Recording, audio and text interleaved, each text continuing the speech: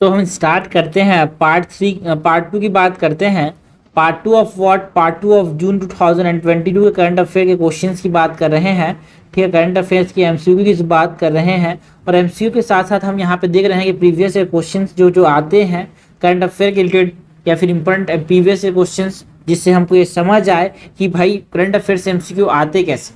Okay, तो यहाँ पे हम 51 से लेके 100 तक के क्वेश्चंस को देखेंगे। पार्ट 1 में हमने 1 से लेके 50 तक के क्वेश्चंस देख लिए हैं। तो आगे बढ़ते हैं। 51 नंबर क्वेश्चन है। Okay, consider the following statements. Jaduguda is the first mine in the country to produce uranium और in a commercial scale. Jaduguda first mine था क्या? जादूगोड़ा फर्स्ट माइन था क्या? बिल्कुल सही है, it is the first mine. ठीक है, हमसे करेक्ट पूछा गया है, it is the first mine in the country to produce what? To produce uranium और in a commercial scale. Second है, uranium deposit are not found in north east state. ठीक है ना, बिल्कुल गलत है भाई। ऐसा बोल रहा है कि नॉर्थ ईस्ट स्टेट में यूरेनियम के डिपॉजिट नहीं पाए जाते हैं, ऐसे ये बोल रहा है। नो, यूरेनियम के डिपॉजिट पाए जाते हैं, है ना, मेघालय के अंदर पाए जाते हैं ये। ठीक है ना, मेघालय में पाए जाते हैं। अभी तक तो सिर्फ मेघालय में पाए जा रहे हैं as per the atomic mineral division, है ना। यूरेनियम के डिपॉजिट नॉर्थ ईस्ट में सिर्फ मेघालय के अंदर पाए जाते हैं, मतलब पाए जाते हैं। This is incorrect. Uranium has an application in the counter weight of aircraft control surface and radiation shielding. बिल्कुल सही है, रेडिएशन शील्डिंग में यूरेनियम का हमारे पास यूज होता है। ठीक है ना, एयरक्राफ्ट कंट्रोल सरफेस में इसका इस्तेमाल होता है। ठीक है, सो इट इज करेक्ट। हमसे करेक्ट पूछा है, करेक्ट होगा डी 1 and 3 ओनली।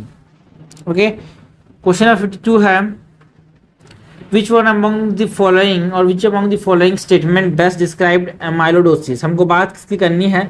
एमाइलोडोसिस की बात करनी है। एमाइलोडोसिस होता क्या है भाई? एमाइलोडोसिस पैथोलॉजी में एक टर्म होता है। एमाइलोडोसिस में क्या होता है? ठीक है, एमाइलोडोसिस में क्या होता है? डिपोजिशन हो जाता है ना।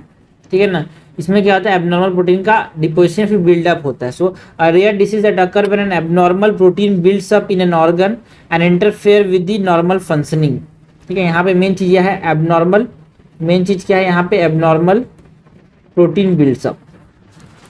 ओके, क्वेश्चन नंबर 53 है, Fernandina giant tortoise is listed as what in IUCN red list. हमको बात इसकी करनी है, फर्नांडियन जायंट टॉर्टोइस की बात करनी है कि IUCN रेड लिस्ट में क्या लिस्टेड है। बिकॉज न्यूज में था ये, है ना, जून 2022 में न्यूज में था। तो हमारे को जो न्यूज में जो स्पीसीज उसके बारे में तो हमको पता ही होना चाहिए भाई, कम से कम तो IUCN की लिस्ट में क्या है वो पता होना चाहिए। सो ये हमारे पास क्रिटिकली एंडेंजर्ड है, और खास करके तो वो चीजें जो कि क्रिटिकली एंडेंजर्ड होती है उसको तो पूछा ही जाता है। So it is critically endangered. It is what? It is critically endangered, है ना, गैलापागोस आइलैंड में पाया जाता है ये। क्वेश्चन नंबर 54 है, which of the following statement about Sant Tukaram is are correct. हमको बात किसी करनी है, संत तुकाराम की बात करनी है। हमसे क्वेश्चन ने पूछा है, करेक्ट बताना है। He was a contemporary of the Maratha ruler Shivaji Maharaj. कि ये मराठा रूलर के कंटेम्प्रेरी थे, है ना, बिल्कुल सही है। 17th सेंचुरी के ये संत तुकाराम थे और शिवाजी भी 17th सेंचुरी के थे। ठीक है, तो this is correct. He pointed out the evil of wrongdoing of society, social system and Maharajas by his कीर्तन and अभंग्स। ठीक है, बिल्कुल सही है। जो गलत काम कर रहे हैं लोग उसको ये कीर्तन कर करके, अभंग्स कर करके ये बताते थे, है ना। सोसाइटी में जो गलत चीजें हो रही है, महाराज लोग जो गलत कर रहे हैं, ये सबको बताते थे ये। हमसे करेक्ट पूछा है, करेक्ट हो जाएगा सी। 55 है, among the following crops which one is most important anthropogenic source of both methane and nitrous oxide. ठीक है ना, मीथेन और नाइट्रस ऑक्साइड का कौन सा मोस्ट इंपॉर्टेंट एंथ्रोपोलॉजिक सोर्स है? ठीक है, ये हमसे पूछा गया है। क्रॉप हमको बताना है, कॉटन है, राइस है। तो देखो भाई यहाँ पे ये राइस है। क्या है ये? राइस है। राइस से तो मीथेन यहाँ पे निकलता है, नाइट्रस ऑक्साइड भी यहाँ पे निकलता है, याद रखना। मीथेन लोग तो जानते हैं बट नाइट्रस ऑक्साइड नहीं जानते हैं, बट नाइट्रस ऑक्साइड भी निकलता है ये। ठीक है ना, और ये जो ये संत तुकाराम वाला है ना, ये संत तुकाराम वाला ये PYQ है भाई, PYQ 2022 में आ चुका है ये। ओके, क्वेश्चन नंबर 56 है, which of the following statement is are correct with respect to Alluri Sitarama Raju. हमको बात किसी करनी है, हमको बात करनी है अलूरी सीताराम राजू की। उसके बारे में हमको बताना है कि उनके बारे में करेक्ट बताना है। He led the Ramappa opposition और Ramappa rebellion opposing the enactment of 1882 Madras forest act, है ना। क्या ये रमप्पा रिबेलियन को ये हेड किए थे क्या? बिल्कुल सही है। रमप्पा रिबेलियन जो 1882 में हुआ था, है ना, उसको ये हेड किए, मतलब जो रमाप्पा रिबेलियन हुआ था उसको ना ये हमारे पास हेड किए थे, है ना। और ये किसके खिलाफ था? मद्रास फर्स्ट एक्ट के खिलाफ था। He was inspired by the non-cooperation movement and persuaded people to wear khadi. बिल्कुल सही है ना। ये 1923 में हुआ था रमाप्पा रिबेलियन, ठीक है। और ये इंस्पायर्ड नॉन, ये बहुत ज़्यादा गांधी जी को फॉलो करते थे, ठीक है। और ये नॉन कॉपरेशन मूवमेंट में भी पार्टिसिपेट किए थे, ठीक है। So this is correct. हमसे कैट पूछा गया, क्या उठाएगा? सी। क्वेश्चन 57 है, which of the following statement is are correct with respect to zonal councils. हमको बात करनी है, जोनल काउंसिल्स की बात करनी है। Zonal councils are constitutional bodies provided under the article 263 of Indian constitution, है ना। जनरल काउंसिल जो होते हैं वो आर्टिकल 263 के अंदर प्रोवाइड है क्या? जनरल काउंसिल, हाँ, फर्स्ट इज करेक्ट। ऐसा लगेगा लोगों को, but is incorrect because it is not a constitutional body, rather it is a statutory body. ये क्या है? एक तरह से स्टैट्यूटरी बॉडी है, because it is created by a law. Okay, कौन से लॉ से बनाया गया है इसको, है ना? इसको कौन से लॉ से बनाया गया है? स्टेट रिकॉग्नाइजेशन एक्ट से बनाया गया है। 1956 में इसको स्टेट रिकॉग्नाइजेशन एक्ट से बनाया गया है।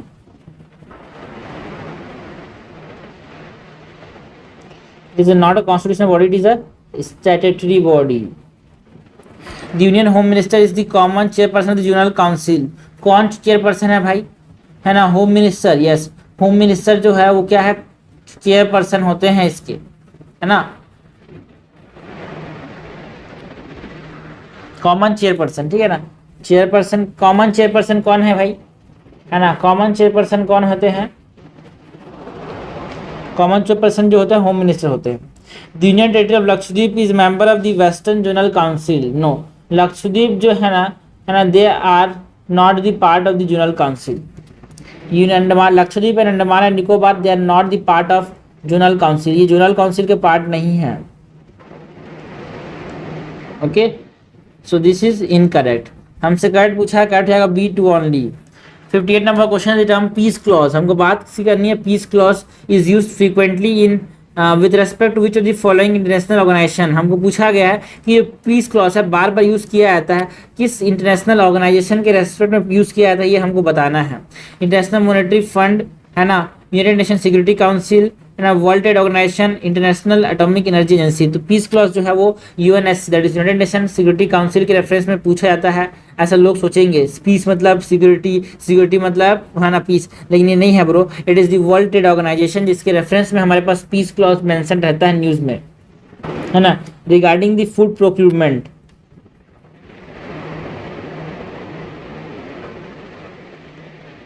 है ना, सब्सिडी सीलिंग।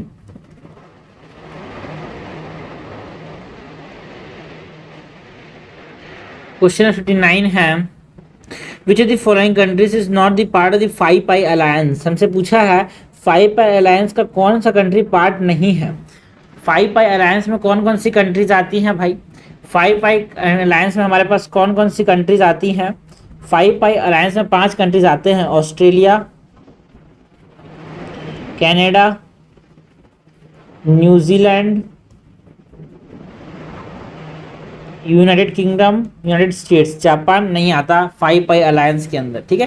तो याद रखना भाई, US कनाडा एक जोड़ी बना लेना, ठीक है। US कनाडा का एक जोड़ी, ऑस्ट्रेलिया न्यूजीलैंड का एक जोड़ी, और UK तो अपना अलग ही है। 59 नंबर के बाद 60 नंबर क्वेश्चन है, RNA interference technology has gain popularity in last few years. हमको बात किसकी करनी है? RNA इंटरफेरेंस टेक्नोलॉजी की बात करनी है। ये होता क्या है ना, मतलब ये होता क्या है, इसके बारे में बताना है अपने को। It is used in developing gene silencing therapies, बिल्कुल सही है ना। RNA इंटरफेरेंस करके आपस में RNA को जोड़ के DNA बना के यहाँ पे इसके एक्सप्रेशन को रोक देता है, जीन साइलेंसिंग कर देता है। It can be use in developing therapies for treatment of cancer, बिल्कुल सही है। It can be use to develop hormone replacement therapy, ये भी सही है। जनरली ऐसे जो क्वेश्चन आते हैं ना, जनरली ऐसे जो क्वेश्चन आते हैं उनमें सारे सही होते हैं, बट यहाँ पे ये नहीं होगा, बिकॉज आप RNA इंटरफेरेंस टेक्नोलॉजी का आप इस्तेमाल क्या नहीं कर सकते, आप इसको हार्मोन रिप्लेसमेंट थेरेपीज में नहीं कर सकते भाई। हार्मोन के फॉर्म में RNA काम नहीं करता, है ना। So this is incorrect. तो थोड़ा सा दिमाग लगाना भी है। It can be use to produce a crop plant that are resistant to viral pathogen, बिल्कुल सही है। V2 RNA इंटरफेरेंस तो क्या कर देंगे, जो वायरल पैथोजन है उसको मार देंगे। करेक्ट हमसे पूछा है 1, 2 एंड 4 इज करेक्ट, आंसर हो जाएगा A। 61 है which of the following statement is are correct. हमसे क्वेश्चन ने पूछा क्या है, करेक्ट पूछा है। क्वेश्चन का लेवल कैसा है भाई, क्वेश्चन का लेवल है मॉडरेट।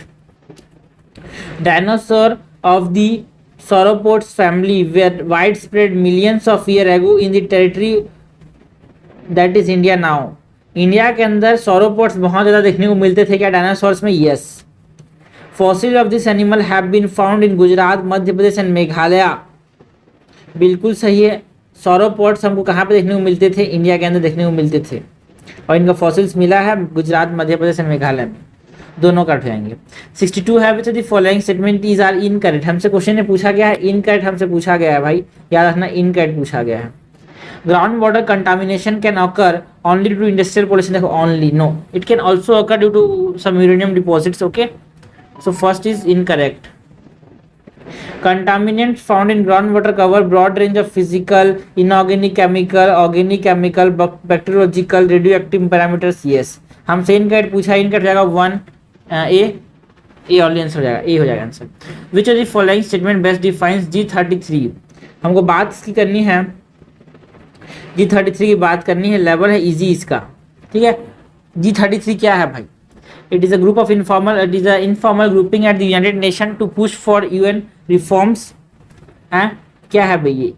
ठीक है, it is an informal grouping, no, it is a coalition of developing countries from coordinating for coordinate during WTO negotiation specifically in regard to agriculture। ठीक है ना, G33 जो था वो एग्रीकल्चर के रेफरेंस में था और ये WTO के रेफरेंस में था, तो ऐसी चीज़ें को याद रखना। WTO एग्रीकल्चर 2 पॉइंट, ठीक है। आंसर हो जाएगा इसका सी। 64 है, और एक हमारे पास अभी तक हमने WTO के बारे में एक और चीज़ पढ़ी थी, क्या? Piece clause.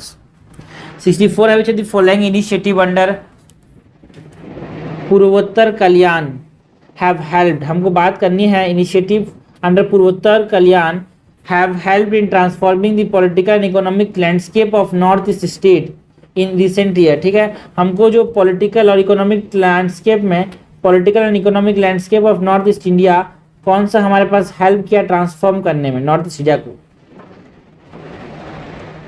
है ना? ASFPA that is arm force special police act, area reduce and peace accords with insurgent groups. बिल्कुल सही है। 64 का ए करेक्ट है क्या?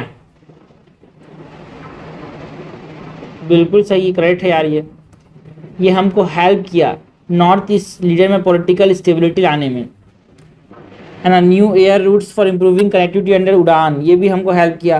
कंस्ट्रक्शन ऑफ बोगी ब्रिज बिल, जो बोगी ब्रिज बिल है ना, बोगी बिल ब्रिज, ये हमको हेल्प किया नॉर्थ ईस्ट इनिशिएटिव में, है ना, लैंडस्केप को चेंज करने में।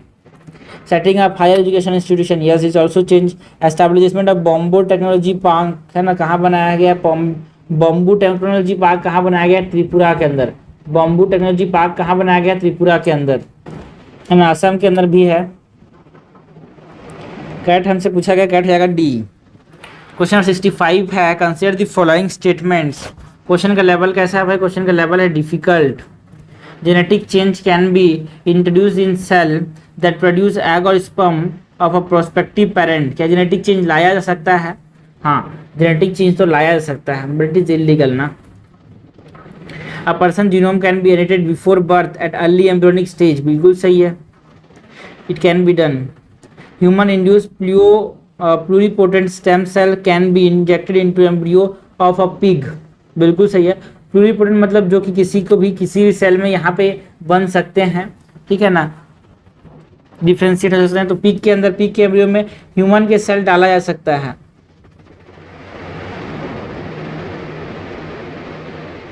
ओके, सो करेक्ट हमसे पूछा, करेक्ट तीनों पॉसिबल है भाई। क्वेश्चन नंबर 66 है, consider the following statement with regard to broken ice. हमको बात की करनी है, ब्रोकन आइस की बात करनी है, ब्रोकन राइस की, not rice, okay, not ice, rice. Okay, if the rice kernel are not sound it is called as broken rice. ठीक है, ब्रोकन राइस किसको बोलते हैं बे? ब्रोकन राइस किसको बोलते हैं? हाँ, ब्रोकन राइस तब बोलते हैं जो राइस का जो कर्नल होता है ना, वो उतना टाइट नहीं है तो टूट जाता है, उसको ब्रोकन राइस बोलते हैं ना। China is now the top buyer of Indian broken rice, which was earlier exported mostly to African countries, बिल्कुल सही है। चाइना अब इसको खरीदता है कोविड-19 पेंडेमिक के बाद। Broken rice can be converted to make wine and noodle, बिल्कुल सही है। क्यों खरीदता है भाई ब्रोकन राइस को चाइना? बिकॉज चाइना दारू बनाता है, इसका नूडल्स बनाता है। China is famous for noodles, okay. So इसका नूडल्स और ये दारू बनाता है इसका, ठीक है। करेक्ट हमसे पूछा गया भाई, करेक्ट जाएगा यहाँ पे डी। तो 67 नंबर क्वेश्चन है, consider the following statement with regard to national judicial data grid. हमको बात करनी है नेशनल जुडिशियल डाटा ग्रिड की, ठीक है। क्वेश्चन का लेवल कैसा है भाई? क्वेश्चन का लेवल है medium. National judicial data grid की बात करनी है, क्वेश्चन का लेवल कैसा है? मीडियम। जो NJDG है, that is national judicial data grid, provide information relating to judicial proceedings, decision of all computerised districts and subordinate courts of the country. बिल्कुल सही है यार, ये क्या है? बिल्कुल सही है। क्या है ये? बिल्कुल सही है। Data case data is available on national judicial data grid for both civil and criminal cases with the ability to perform drill down analysis based on the age of the case as well as state and district। ये भी सही है ना। NJDG does not mention any resource for pendency of cases। No, it is the reason for the pendency of cases, it does, है ना। NJDG में बताता है it does provide the reason for pendency, okay, so this is incorrect, it provides। Correct हमसे पूछा गया, correct हो जाएगा यहाँ पे 1 and 2। 68 है, who amongst the following is the counsellor of विश्व भारती यूनिवर्सिटी, ठीक है ना। इनमें से कौन सा चांसलर होता है विश्व भारती यूनिवर्सिटी का, ठीक है। इनमें से कौन सा चांसलर होता है विश्व भारती यूनिवर्सिटी का? President of India, vice president of India, prime minister of India, union education minister. Who is the chancellor of विश्व Bharati university? The prime minister of India. Important चीज है, इसीलिए आपसे पूछा गया है ना। Prime minister is what? Prime minister is the counsellor, it is the chancellor, okay. So it is an ex official post, okay. So कोई भी प्राइम मिनिस्टर बनेगा तो चांसलर बन जाएगा विश्व भारती यूनिवर्सिटी का। किसका? विश्व भारती यूनिवर्सिटी का। लिख रहा हूँ, इसको याद रहे आपको। क्वेश्चन नंबर 69 है, lake Sawa in Iraq has been seen in the news because, ठीक है। लेक सवा हमको इराक में न्यूज में देखने को मिला, है ना। जो लेक सवा जो कि इराक में है वो हमको न्यूज में देखने को मिला, क्यों? मीडियम लेवल क्वेश्चन है। Huge deposits of natural gas are found underneath it. Huge deposits of crude oil are found underneath it. The lake has dried up. It is the country's first private lake. क्यों देखने को मिला? Because जो lake सवा है Iraq के अंदर वो सूख गया था, है ना। It is first time in the century long history that Iraq का जो सवा लेक है वो सूख गया था। जिसका कारण क्या था भाई? क्लाइमेट चेंज, गवर्नमेंट नेग्लेक्ट, है ना, मिसमैनेजमेंट, ये सब। क्वेश्चन नंबर 70 है, consider the following statement. Question का लेवल कैसा है भाई? क्वेश्चन का लेवल है मीडियम। क्वेश्चन का लेवल कैसा है? क्वेश्चन का लेवल है डिफिकल्ट है। Web 1.0 was first generation of internet made of static web page that only allows for passive engagement। बिल्कुल सही है, सिर्फ और सिर्फ पैसेज आप पढ़ सकते हो। Web 2.0 the internet of today has created a social web allowing user to communicate with each other and other users। ये भी सही है। Web 3.0 next generation envisages a digital world built on blockchain technology and driven by artificial intelligence where people will interact without needing and intermediary. बिल्कुल सही। 3.0 में क्या होगा? बिना इंटरमीडियरी के आपस में इंटरेक्ट कर पाएंगे। ये ब्लॉकचेन पे बेस्ड होगा, अभी नहीं आया है ना। वेब 5.0 जो हम बात कर रहे हैं आएगा, ठीक है। Web 5.0 is aimed at building an extra decentralised web that puts you in control of your data and identity. ये भी सही है। मतलब वेब 5.0 क्या है? वेब 5.0 इज 2.0 प्लस 3.0, है ना। ये डिसेंट्रलाइज्ड होगा, है ना। और इंटरनेट में उसकी एक आइडेंटिटी बनेगी। इंटरनेट में उसकी एक आइडेंटिटी बनेगी।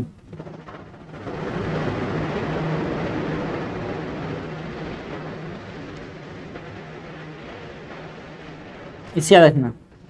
सो सारे के सारे स्टेटमेंट्स यहाँ पे करेक्ट हैं। हमसे करेक्ट पूछा गया, करेक्ट रहेगा D, all the above is correct. Question number 71 है, under the Indian constitution concentration of wealth violates what. Concentration of wealth क्या को वायलेट करता है? ये हमसे पूछा गया है। कॉन्स्टिट्यूशन के अंदर concentration of wealth violates what?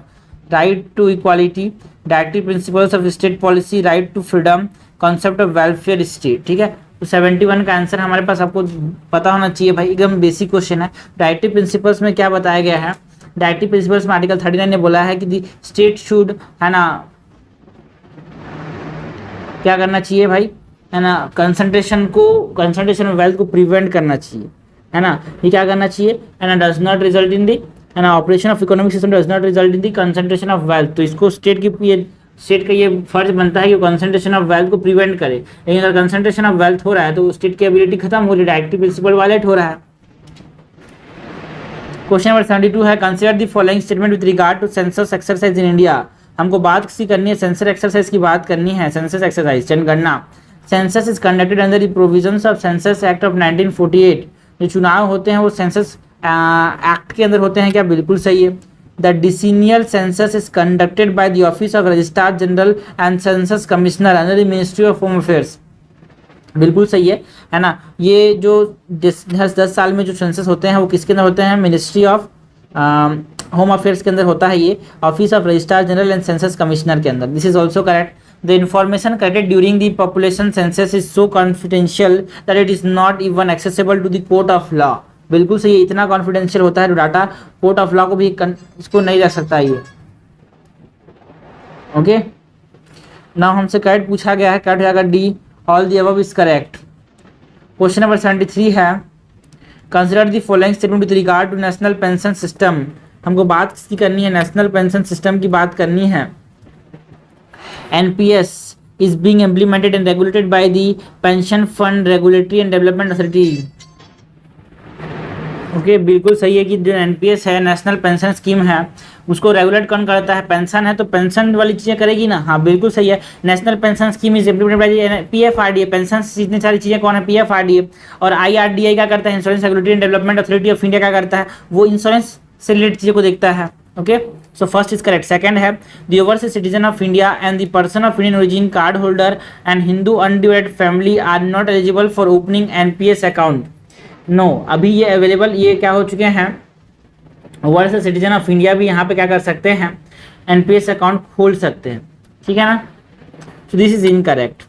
The withdrawal are permitted from tier 1 account as per the need of the subscriber as and when claimed. जो विड्रॉल है वो परमिटेड है क्या? फ्रॉम टायर 1 अकाउंट, है ना। जो टायर 1 अकाउंट होते हैं उसमें से जो विड्रॉल है ना, वो नीड जब है, नीड है ना, तब नहीं निकाल सकते। उसमें जब आप रिटायर हो जाओगे, है ना, 60 साल की एज में, है ना, तभी निकाल सकते हो भाई। ठीक है ना। मेंबर इज 60 ईयर्स, है ना, तभी ये निकाल सकता है। जो टायर 2 में उसमें कभी भी निकाल सकता है, पर वो टायर 2 वाला जो है ना, वो OCIs को नहीं मिला है। OCIs can only invest in tier 1। Okay, so this is incorrect. हमसे इनकरेक्ट पूछा, इनकरेक्ट रहेगा 2 और 3। 74 हो जाएगा हमारे पास, the new development bank NDB। हमको बात किसकी करनी है? न्यू डेवलपमेंट बैंक की।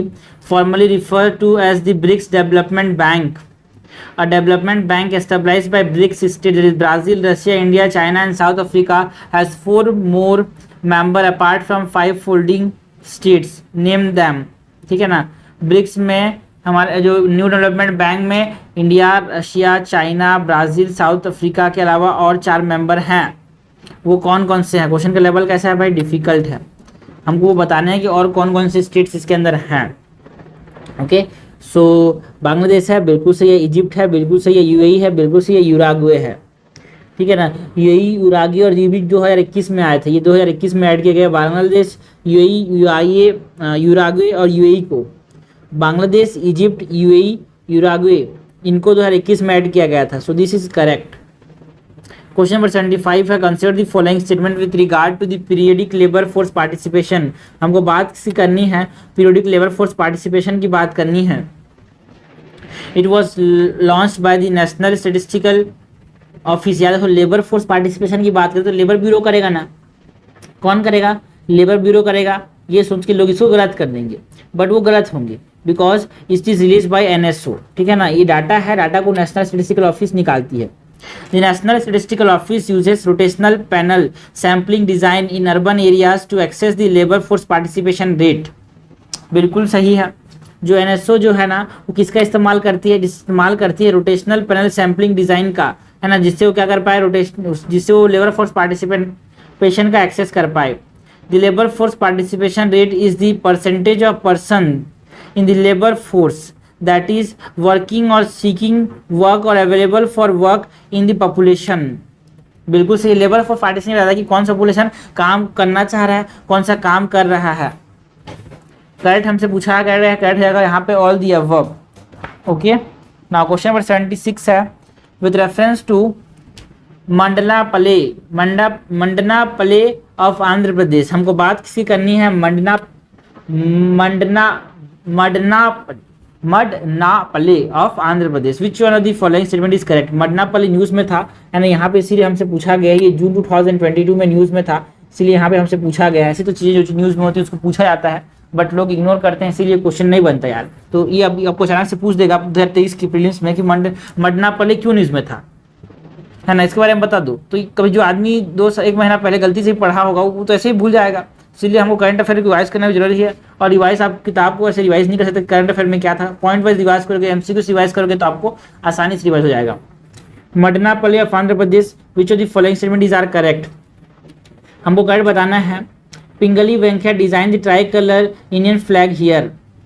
क्या पिंगली वेंकैया ने यहाँ पे ट्राई कलर फ्लैग को डिजाइन किया था, गलत है। Pattabhi Sitaraman led the quit India movement here, Andhra Pradesh, no. Rabindranath Tagore translated Indian national anthem from Bengali to English, बिल्कुल सही है। जो रविंद्रनाथ टैगोर थे उन्होंने जो नेशनल एंथम था उसको बंगाली से इंग्लिश में ट्रांसलोकेट कहाँ पे किया, मडनापल्ली ऑफ आंध्र प्रदेश में। क्वेश्चन नंबर 77 है consider the following statement. Difficulty level क्या है भाई, मीडियम डिफिकल्ट है क्वेश्चन, तो मीडियम डिफिकल्ट है ये। The right to property ceases to be a fundamental right under 42nd Constitutional Amendment Act of 1978. No, it is not 42nd Constitutional Amendment Act. It is, है ना, 44th Constitutional Amendment Act of 1978. 44th Constitutional Amendment Act ने क्या किया, है ना, जो हमारे पास fundamental right था, राइट टू प्रॉपर्टी, उसको एक लीगल राइट बना दिया। फंडामेंटल राइट से क्या बना दिया, उसको लीगल राइट बना दिया अंडर आर्टिकल 300A। ठीक है, first is incorrect. The doctrine of adverse possession refers to the power of the government to take private property and convert into public use, बिल्कुल सही है, ऐसा लोगों को लगेगा, but is incorrect.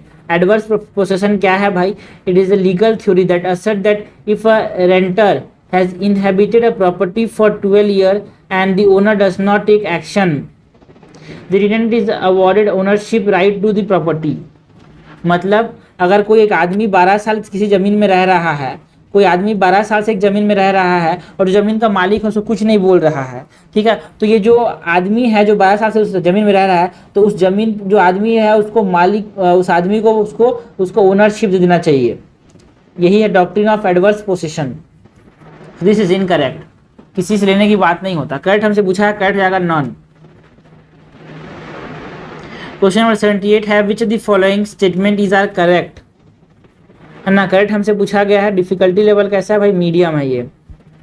Population control and family planning are under the state list. क्या population control और family planning जो है वो स्टेट लिस्ट के अंदर आता है, no. Population control and family parent are under the concurrent list.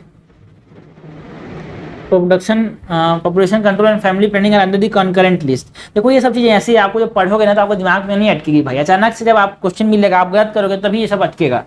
तो जितने ज़्यादा क्वेश्चन करोगे जिंदगी में उतने ज़्यादा आपके सही होंगे क्वेश्चन, याद रखना। क्वेश्चन गलत करने से क्वेश्चन सही होते हैं, क्वेश्चन का ज़्यादा पढ़ने से ही होते। The responsibility of connecting the decennial census rate, हमसे क्या पूछा है, सही सेकेंड स्टेटमेंट है। सो फर्स्ट इज इनकरेक्ट ना, तो मैंने फर्स्ट को एलिमिनेट कर दिया, वैसे भी आंसर क्या होता है, बी। एग्जाम में ऐसे चलना है बट अभी हम लोग देख लेते हैं। The responsibility of conducting the decennial census rest with the office of registrar general and census commission under the ministry of home affairs. अभी भी देखा हमने, अभी भी देखा है क्वेश्चन ऐसा वाला। According to national family health survey 5 the current fertility rate is slightly lower than the replacement level fertility of 2.1, बिल्कुल सही है। अभी जो करंट फर्टिलिटी रेट है वो 2 है और जो अपने पास जो रिप्लेसमेंट फर्टिलिटी है वो 2.1 है, मतलब हमारा पॉपुलेशन धीरे डिक्लाइन होगा। This is correct, this is correct. Question number 79 है with respect to press council of India, हमको बात किसकी करनी है, प्रेस काउंसिल ऑफ इंडिया की बात करनी है। हमसे क्या पूछा गया है, correct. It only has the power to enforce standard on the print media and has no power to enforce standard in electronic media. क्या ये सिर्फ और सिर्फ प्रिंट मीडिया में स्टैंडर्ड, ये सिर्फ और सिर्फ प्रिंट मीडिया को एनफोर्स कर सकता है? हाँ, क्या ये प्रिंट मीडिया को ही एनफोर्स कर सकता है भाई? हाँ बिल्कुल सही है, जो हमारे पास प्रेस काउंसिल ऑफ इंडिया है ना, वो प्रिंट मीडिया को ही कर सकता है, इलेक्ट्रॉनिक मीडिया को नहीं कर सकता यार, ठीक है ना। बिकॉज ये press council of India important ये है because it is a statutory body, ठीक है। इसको press council of India act of 1978 से बनाया गया है ना, और इसी पर सिर्फ प्रिंट मीडिया पे कंट्रोल है इसका, इलेक्ट्रॉनिक मीडिया पे कंट्रोल नहीं है। ये इंपॉर्टेंट पॉइंट है, ठीक है, पूछा जाता है बार बार। उसी तो सोशल मीडिया में जो चल रहा है, इंटरनेट में जो चलता है, उसको कहीं कंट्रोल नहीं कर पाता, इंस्टाग्राम यूट्यूब में कंट्रोल नहीं कर पाता ये। PCI is responsible for inquiring about the complaint it receive and can also penalize anyone for violation of the guideline। कि ये penalize कर सकता है, इसी पर सिर्फ इंक्वायरी करता है भाई, ठीक है ना, इसी पर सिर्फ इंक्वायर करता है, ठीक है, ये penalize नहीं कर सकता, ठीक है, जस्ट ये वार्निंग देता है ना, ये penalize नहीं कर सकता। करेक्ट हमसे पूछा, करेक्ट है वन ओनली। क्वेश्चन नंबर 80 है which the following missile is are developed under the integrated guided missile development program. बहुत इंपॉर्टेंट प्रोग्राम है इंडिया का। Integrated guided missile development program के अंदर कौन कौन सी मिसाइल बनाई गई है, सदाबहार क्वेश्चन है, आपको दिमाग में हमेशा ही होना चाहिए यार, ठीक है। सो अग्नि को बनाया गया है क्या, बिल्कुल सही है, अग्नि को बनाया गया है, आकाश को बनाया गया है, नाग को बनाया गया है, पृथ्वी को बनाया गया है, त्रिशूल को बनाया गया है, ठीक है। तो इसमें हमारे पास कौन कौन से हैं, अग्नि है, आकाश है, त्रिशूल है और पृथ्वी है। ये चारों के चारों को हमारे पास किसके अंदर बनाया गया है, integrated guided missile development program के अंदर, ठीक है। और यहाँ पे एक चीज मिसिंग है, जिसको यहाँ पे बनाया गया है नाग, जो नाग मिसाइल्स है उनको भी किसके अंदर बनाया गया है, integrated guided missile development program के अंदर, अग्नि, आकाश, त्रिशूल, पृथ्वी और नाग। तो करेक्ट हमसे पूछा गया है यार, करेक्ट क्या हो जाएगा, मतलब चारों के चारों को किसके अंदर बनाया गया है, integrated guided missile development program के अंदर बनाया गया है। 81 नंबर क्वेश्चन है which one of the following best describe the term green washing. देखो ये भी आगे क्वेश्चन, प्रीवियस क्वेश्चन है भाई, ये आ चुका है ग्रीन वॉशिंग, ठीक है, इस बार बहुत ज़्यादा न्यूज़ में था ये क्वेश्चन आ चुका, लेकिन ग्रीन वॉशिंग क्या है, ऐसे ही क्वेश्चन पूछा था यूपीएससी, कोई टर्म बहुत ज़्यादा न्यूज़ में थी उसको ये पूछ ली जाती है ना। ये गलत इको फ्रेंडली बता के किसी चीज़ को ज़्यादा बिकाना, जैसे कि हमारे बोलते हैं ना रियल फ्रूट जूस, ये रियल है एकदम, बाद एकदम बगीचे से उठाया वहाँ पे जूस निकाला और डाल के भेज दिया, ऐसा होता है क्या, नहीं होता भाई। सो ये गलत इन्फॉर्मेशन दे रहे हैं, फॉल्स इंप्रेशन दे रहे हैं। जैसे कोई लोग बोलते हैं ना यार हमारा 100% ऑर्गेनिक है, हमारे में कोई भी प्रिजर्वेटिव नहीं है, नो रेड शुगर, ऐसे बोल बोल के, है ना, गलत है भाई, ये सब गलत धारणा रहता है कि इको फ्रेंडली प्रोडक्ट है हमारा, ये सब बोल बोल के ना ये गलत इंप्रेशन डालते हैं, उसको बोलते हैं ग्रीन वॉशिंग, क्या ना, दिमाग को आपके ग्रीन कर दिया गया है, गलत गलत बता के, ये it is a type of marketing strategy, okay. So question number 82 है in which of the following international grouping India is a member but not ASEAN group is a member, but not ASEAN nation is a member, है ना, इसमें से कौन है जिसमें India member है but ASEAN, no ASEAN nation is a member. Mekong Ganga cooperation, भाई इसमें तो आसियान नेशन है, इंडिया तो नहीं है इसमें। शंघाई कोऑपरेशन ऑर्गेनाइजेशन में आसियान के मेंबर्स हैं क्या, इसमें शंघाई कोऑपरेशन ऑर्गेनाइजेशन में नहीं, आसियान के मेंबर्स नहीं है, ठीक है ना, आसियान के मेंबर्स नहीं है, इंडिया है इसका। सार्क के अंदर आसियान के मेंबर हैं, बस को थाईलैंड तो है भाई, थाईलैंड आसियान का मेंबर है, so this is incorrect. BIMSTEC में भी आसियान के मेंबर है, तो सही इज ऑल्सो इनकरेक्ट। तो आंसर क्या हो जाएगा, सॉरी, ठीक है, हमारे पास जो आसियान है, पहले तो याद रखना आसियान में कितने कंट्रीज हैं, सार्क रुक जाते हैं, रुको, आसियान में कितने कंट्रीज हैं, 10 कंट्रीज हैं आसियान में, ठीक है। आसियान में 10 नेशन कौन कौन से हैं, ब्रुनई है, कंबोडिया है, ठीक है,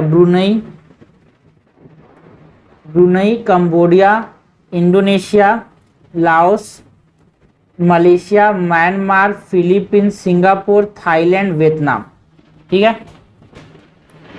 मैकॉन्ग गंगा कोऑपरेशन में कौन है, इसमें इंडिया है, थाईलैंड है, इंडिया, थाईलैंड, ओके, म्यांमार है, कंबोडिया है, लाओस है, वियतनाम है, तो ये तो होगा नहीं आंसर हमारा। शंघाई कोऑपरेशन ऑर्गेनाइजेशन सिर्फ इंडिया है, ठीक है। सार्क में कौन कौन है भाई, सार्क में कौन कौन, ठीक है, सार्क में हमारे पास इंडिया है, बांग्लादेश है, अफगानिस्तान है, भूटान है, मालदीव है, नेपाल है, पाकिस्तान है, श्रीलंका है। क्या इसमें से कोई मेंबर आसियान का पार्ट है? नहीं है। सो ये भी हमारे पास एक ऐसा ऑर्गेनाइजेशन, इसमें इंडिया पार्ट है बट आसियान कोई मेंबर नहीं है। बिम्स्टेक के अंदर हमारे पास थाईलैंड और वियतनाम आते हैं। सो यहाँ पे हमारे पास करेक्ट क्या हो जाएगा? Only two of the above have the member, है ना। इंडिया मेंबर है बट उसमें कोई भी आसियान का मेंबर नहीं है। 83 ऐसे क्वेश्चन आते हैं, एनालिटिकल क्वेश्चन ऐसे आते हैं। क्वेश्चन नंबर 83 है, consider the following statement, UNESCO had designated Champaner Pavagadh archaeological park as the world heritage site, calling it the only complete and unchanged Islamic pre Mughal city. ठीक है ना, चांपनेर पावागढ़ जो है उसको क्या बोला? उसको यूनेस्को ने क्या बोला भाई? क्या एकमात्र ऐसा सिटी है जो कि अनचेंज प्री मुगल सिटी है? बिल्कुल सही है, चांपनेर पावागढ़, है ना।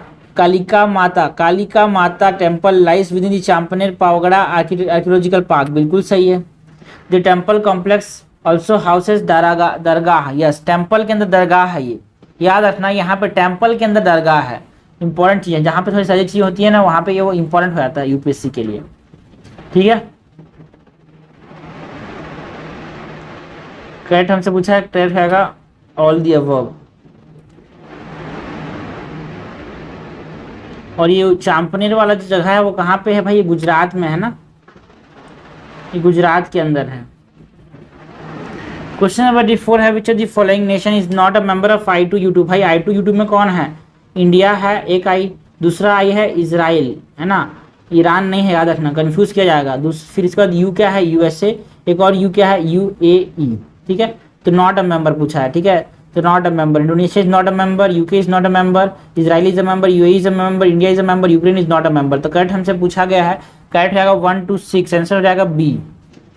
85 है, the infamous black death pandemic was caused by which of the following micro organism? जो ब्लैक डेथ पेंडेमिक है वो कौन कस किया भाई? कौन सा माइक्रो ऑर्गेनिज्म कस किया ब्लैक डेथ पेंडेमिक? ओके, तो बैक्टीरिया था ये। कौन सा बैक्टीरिया था ये? ब्लैक डेथ पेंडेमिक वाला। ये प्लेग था भाई, है ना, यर्सीनिया पेस्टिस था, है ना। प्लेग करता था ये यर्सीनिया पेस्टिस को ब्लैक डेथ बोलते थे, है ना, यर्सीनिया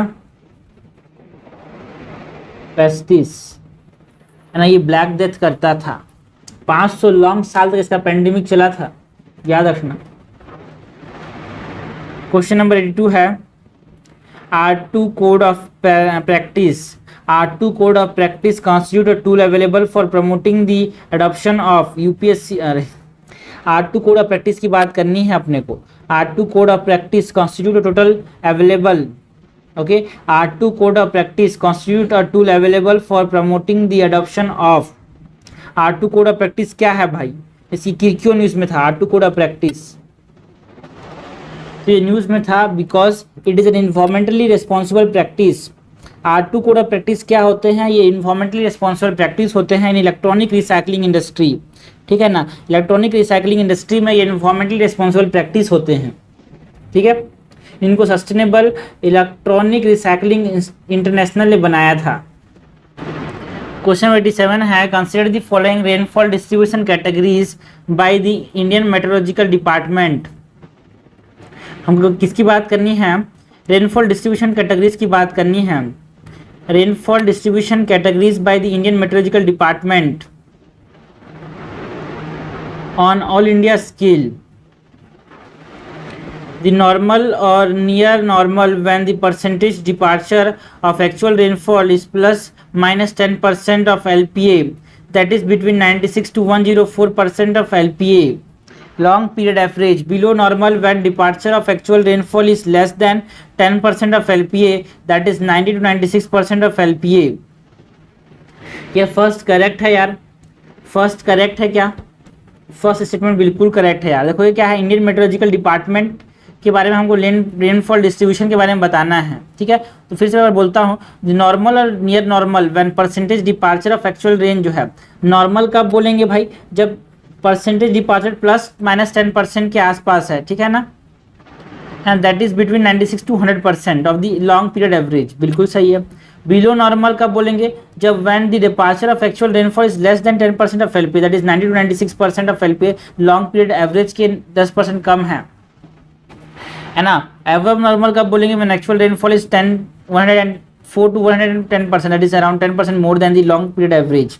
डेफिशिएंट कब बोलेंगे, when departure of actual rain, है ना, when departure of actual rain is less than 90, इसको क्या बोलेंगे हम लोग, डिफिशिएंट बोलेंगे। लॉन्ग पीरियड एवरेज की 90%, लेस देन 90% है मतलब। Excess when departure of actual rain is more than 110% of LP, ये भी सही है। कैरेट हमसे पूछा है भाई, कैरेट क्या हो जाएगा यहाँ पे, ऑल। एक रिवर है, यहाँ से 10% खिलाया तो इसको क्या बोलेंगे, एक्सेस, ठीक है। यहाँ पे इसको बोलेंगे एक्सेस, इसके 10% से कम है तो क्या बोलेंगे, डेफिशिएंट, ठीक है। यहाँ पे ये यहाँ से यहाँ तक के बीच में है तो क्या बोलेंगे, है ना, यहाँ से यहाँ तक के बीच में है तो क्या बोलेंगे इसको, है ना, इसको बोलेंगे बिलो नॉर्मल, बिलो नॉर्मल। इसको यहाँ से यहाँ तक के बीच में है तो क्या बोलेंगे, अबव नॉर्मल, है ना। और इसको क्या बोलेंगे जब बीच में ही है तो, नॉर्मल और near normal.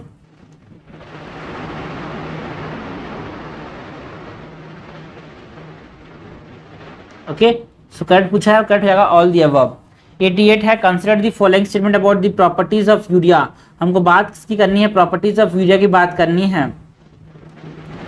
It is acidic in nature, it consist of nitrogen and oxygen only. जो यूरिया है ये एसिडिक नेचर का होता है क्या, जो यूरिया है वो एसिडिक नेचर का होता है क्या, गलत। यूरिया कैसा होता है भाई, बेसिक होता है। It consist of nitrogen and oxygen only, इसमें कार्बन भी तो होता है भाई, है ना। ये क्या होता है, CH। यूरिया क्या होता है भाई, यूरिया का फॉर्मूला क्या होता है, NH2CO NH2, ये होता है यूरिया। इसमें कार्बन भी तो है, हाइड्रोजन भी तो है। It can be use to supplement cattle feed, बिल्कुल सही है। करेक्ट हमसे पूछा गया है, करेक्ट हमसे पूछा गया है, करेक्ट हो जाएगा बी, मतलब 3 ओनली। 89 नंबर क्वेश्चन है, consider the following statement with regard to FATF, financial action task force की बात करनी है अपने को। Grey list has countries that are considered safe haven for supporting terror funding and money laundering, बिल्कुल सही है भाई। ग्रे मतलब वो टेरर फंडिंग या फिर मनी लॉन्ड्रिंग को यहाँ पे सपोर्ट करते हैं। Countries known as non cooperative countries और territories are put on the black list, ठीक है ना, बिल्कुल सही है। ब्लैक लिस्ट में किसको डालते हैं, नॉन कोऑपरेटिव कंट्रीज को किसमें डालते हैं, ब्लैक लिस्ट में। This countries support terror funding and money laundering activities, ये सही है। FATF was established in 1999 during G20 summit in Paris। इसको 1999 में तो इसको एस्टेब्लिश किया था, but it is not G20 summit, it is G7 summit, ठीक है ना। G7 समिट के समय ये बनाया गया था। दिस इज इनकरेक्ट, हमसे करेक्ट पूछा है, करेक्ट जाएगा A1 and 2 only. Question number 90 है, Amal puppet in the news recently is one, okay, Amal puppet in the news recently is on a mission to raise awareness about which are the following issues, ठीक है। Amal puppet जो होते हैं वो किस issues पे हमारे पास awareness generate करते हैं। अमल पपेट किसकी बात करनी है, अमल पपेट की बात करनी है। सीरियन रिफ्यूजी क्राइसिस, जो सीरिया में जो रिफ्यूजी क्राइसिस हुआ था उसके बारे में ये अवेयरनेस जनरेट करते हैं, अमल पपेट, ओके। इस अमल पपेट में क्या बताया जाता है, एक 10 साल की छोटी बच्ची है जो कि सीरिया से आ रही है ना, 8000 किलोमीटर जिसने चले हैं अपनी मम्मी से मिलने के लिए। क्वेश्चन नंबर 91 है, which one of the following is likely to be the most inflationary in its effect. हमको बात इसकी करनी है, इनमें से देखो भाई सबसे ज़्यादा इन्फ्लेशनरी क्या होगा, है ना, सबसे ज़्यादा इन्फ्लेशनरी क्या होगा ये हमसे पूछा गया है। Repayment of public debt, borrowing from public to finance of budget deficit, borrowing from the bank to finance of budget deficit, creation of new money. Yes, creation of new money is most inflationary, तो बच्चा को पता होगा यार। 92 है, consider the following statement with respect to departmental related standing committee. DRCs की बात करनी है अपने को, डिपार्टमेंट रिलेटेड स्टैंडिंग कमिटी की बात करनी है। क्वेश्चन का लेवल कैसा है, medium. Currently there are 24 DRCs with all of them coming under the jurisdiction of the speaker Lok Sabha, है ना, jurisdiction of the speaker of Lok Sabha. क्या करंटली अभी कितने DRCs हैं भाई, करंटली अभी कितने DRCs हैं हमारे पास, हाँ करंटली हमारे पास अभी कितने DRCs हैं, 24 DRCs हैं, ये तो सही है ना। And place with in jurisdiction of the chairperson of Rajya Sabha and not the speaker of the Lok Sabha. ये डीआरसीज जो होते हैं वो राज्यसभा के चेयरपर्सन के पास हैं, इनका जुरिसडिक्शन। ठीक है, मतलब देखो यहाँ पे all of them have jurisdiction over the speaker, no not all. ठीक है, इन 24 में से 8 का जुरिसडिक्शन चेयरपर्सन ऑफ राज्यसभा के पास है, और उसमें से 8 बज गए तो 16 किसके पास है? स्पीकर ऑफ लोकसभा के पास है, not all. So this is incorrect. The term of office of this committee does not exceed 5 year और the term of Lok Sabha whichever is lower. गलत है भाई, इनका जो टर्म होता है कमेटी का is 1 year from the date of its constitution. ठीक है, it is not 5 year, it is 1 year. DRCs consist of demands for grant. Okay, DRCs consider the demand for grant, annual report, and examine bill pertaining to the related ministries or department, and their recommendation are binding. गलत बात है भाई, इनकी recommendation non binding है यार। इतनी बड़ी body भी नहीं है कि आपको इस रिकमेंडेशन को मानना जरूरी हो जाए। करेक्ट हमसे पूछा गया, करेक्ट कोई सा भी नहीं है, आंसर हो जाएगा डी। ओके, क्वेश्चन नंबर 93 है which of the following pair of festival and associated state are correctly match. हो क्या करना है? फेस्टिवल को उनके एसोसिएटेड स्टेट के साथ मैच करना है।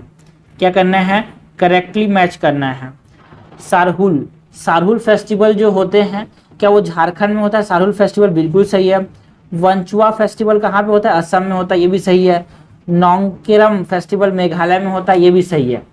ठीक है, चारहुल झारखंड में होता है ना, हर नए साल के शुरुआत, नए साल के जश्न में ये होता है ना। कुछ चावल जैसे कि हमारे पास भूमिज हो गए, मुंडास हो गए, ओरांग्स हो गए, ये इसको सेलिब्रेट करते हैं, है ना। ये नए साल से मैरिज बताता है बिटवीन अर्थ एंड सन। इसमें सारहुल में क्या होता है? सारहुल फेस्टिवल में मैरिज को बताया जाता है, marriage between sun and earth, है ना। वांचाओ फेस्टिवल कहाँ होता है? असम के अंदर होता है ना। कार्बी आंगलोंग डिस्ट्रिक्ट में होता है। इसको तिवा ट्राइब सेलिब्रेट करते हैं। कौन सा ट्राइब? तिवा ट्राइब। ओके, और इम्पॉर्टेंट क्या है भाई? इसमें सॉन्ग होते हैं, नाचना गाना होता है ना। और ये फेस्टिवल क्या बताता है? गुड हार्वेस्ट को बताता है ना। It is a harvest festival. ये क्या को बताता है? गुड हार्वेस्ट को बताता है। एंड नौक्रेम कहाँ पे होता है? मेघालय के अंदर होता है। इसको खासी ट्राइब परफॉर्म करते हैं। इसको खासी ट्राइब का ये फेस्टिवल है। ठीक है ना। ये गॉडेस का भेल शुआन वर्शिप किया जाता है यहाँ पे। गॉडेस कौन से गॉडेस हैं? गॉडेस का ब्ली सॉन्शर, ये गॉडेस को यहाँ पे वर्शिप किया जाता है। हमसे काइटली मैच पूछा है, काइटली मैच तो सब आंसर हो जाएगा डी। 94 है which of the following statement is are correct with respect to Goa's conquest and liberation. हमको बात इसकी करनी है, गोवास कॉन्क्वेस्ट एंड लिबरेशन के बारे में करेक्ट बताना है। क्वेश्चन का लेवल कैसा है? क्वेश्चन का लेवल है difficult. Goa became a Portuguese colony in 1510 when Alfonso de Albuquerque captured the city from sultan of Bijapur. क्या ये सही है? यस। 1510 में ये इनसे ले लिया इनको, है ना। यहाँ पे इंपॉर्टेंट है अल्फांसो डी अल्बा के क्यूब। इसके बाद ट्राइसेटो डी ब्राकना कुना, है ना, टीबी कुना was a prominent Indian nationalist and anti colonial activist from Goa. बिल्कुल सही है। कुन्हा कौन थे? एक इंडियन नेशनलिस्ट थे, है ना, और एंटी कॉलोनियल एक्टिविस्ट थे गोवा से। India annex the then Portuguese Indian territory of Goa, Daman and Diu through the armed action condemned Operation Vijay। yes, 1960 में ऑपरेशन विजय से, है ना, हमने क्या ले लिया? सॉरी ऑप्शन, अरे यार यहाँ पे गलती है। इट इज इन 1961 जहाँ पे ऑपरेशन विजय हुआ था। 1960 में ऑपरेशन विजय नहीं हुआ था यार। सो दिस इज इनकरेक्ट। हमसे करेक्ट पूछे, थोड़े से डेट याद रखना, जो इंपॉर्टेंट डेट होते हैं ना वो बहुत इंपॉर्टेंट होते हैं यार, गलती हो जाती है जल्दी में। करेक्ट हमसे पूछा गया, करेक्ट हो जाएगा यहाँ पे ए। 1 and 2 is correct। 95 है which of the following statement is are correct with respect to provisions। हमको बात करनी है करेक्ट की with respect to what? with respect to the provisions of the maternity benefit amendment act 2017। हमको बात किसकी करनी है? provisions of maternity benefit amendment act 2017 की बात करनी है। क्वेश्चन का लेवल कैसा है? Medium. The maternity leave should not be availed before 8 weeks from the date of expected delivery। जो maternity leave है है ना, जो मैटरनिटी लीव है उसको 8 मंथ पहले नहीं लेना है, एक्सपेक्टेड डिलीवरी से 8 वीक पहले नहीं लेना है, बिल्कुल सही है ये, it is not availed. The act has a provision which requires establishment with, है ना, एस्टेब्लिशमेंट विथ 50 और मोर एम्प्लॉयज टू प्रोवाइड कर्ज फैसिलिटी, है ना, कर्ज फैसिलिटी हमारे पास जहाँ पे 50 या फिर एम्प्लॉय हैं तो वहाँ पे कर्ज फैसिलिटी बनाने की बात करता है कौन सा, maternity benefit amendment act.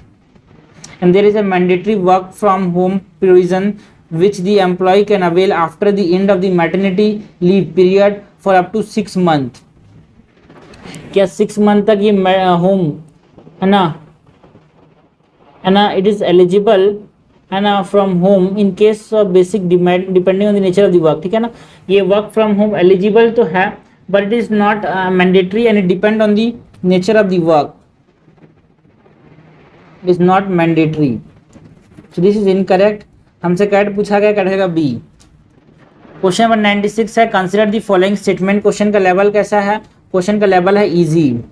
Purchasing power parity exchange rate are calculated by comparing the price of the same basket of goods and services in different countries. Yes, same price, same basket of goods का different country में हम price देखते हैं, उसके basis पे हमारे पास purchasing power parity हम कैलकुलेट करते हैं। The term PPP dollar, India is the 6th largest economy in the world. No, PPP dollar के टर्म में इंडिया जो है वो 3rd लार्जेस्ट इकोनॉमी है after USA and China. Correct हमसे पूछा है, करेक्ट हो जाएगा ए, करेक्ट हो जाएगा ए। 97 है, the king Hamad bin Isa Al Khalifa prize, ठीक है ना, ये जो प्राइस है कौन सा प्राइस है, किंग हमद बिन अल खलीफा प्राइस है। It is associated with the following, ये किस क्षेत्र में दिया जाता है भाई, ये किस क्षेत्र में दिया जाता है, अल खलीफा प्राइस किस क्षेत्र में दिया जाता है, एजुकेशन के क्षेत्र में दिया जाता है, ठीक है ना, इसको किस क्षेत्र में दिया जाता है, एजुकेशन में क्षेत्र में दिया जाता है।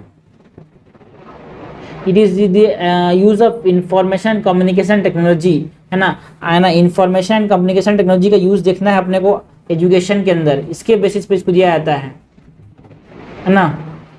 2021 में इसका थीम क्या था, 2021 में इसका थीम क्या था,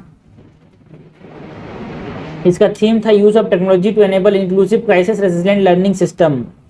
use of technology to enable what, inclusive crisis resilient learning system. This was the theme of 2021. Okay. Consider the following transboundary river, हमको बात सी करनी है, कुछ ट्रांसबाउंड्री रिवर दिए गए हैं उनकी बात करनी है भाई। डिफिकल्ट क्वेश्चन है यार, नहीं मीडियम लेवल क्वेश्चन है।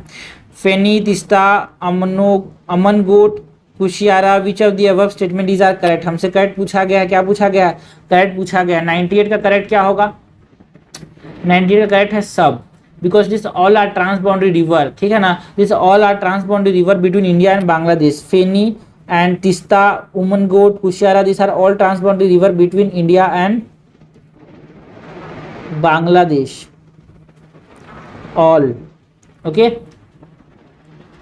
है ना। अराउंड इस दोनों देश के बीच में 54 ऐसे रिवर हैं जो कि ट्रांसबाउंड्री रिवर होते हैं, 54 ऐसे रिवर हैं टोटल, ठीक है, उनमें से ये 4 हैं। तो करेक्ट हमसे पूछा, चल काट लेगा all the above 4। Question number 99 है, which of the following statement is are incorrect. हमसे क्या पूछा है, इनकरेक्ट पूछा है। क्वेश्चन का लेवल कैसा है, medium. India suffer net deficit in terms of the international agriculture commodity trade.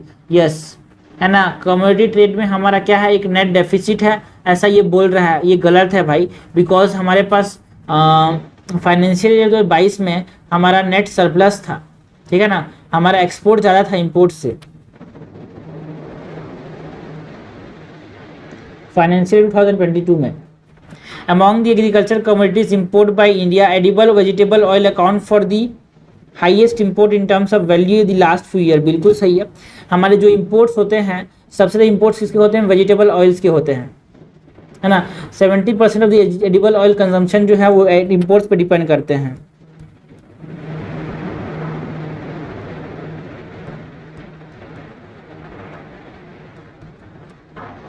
So this is correct, हमसे करेक्ट पूछा गया है भाई, करेक्ट क्या हो जाएगा बी। ये देखो थर्ड स्टेटमेंट कुछ नहीं है, यहाँ पे 2 ही स्टेटमेंट है।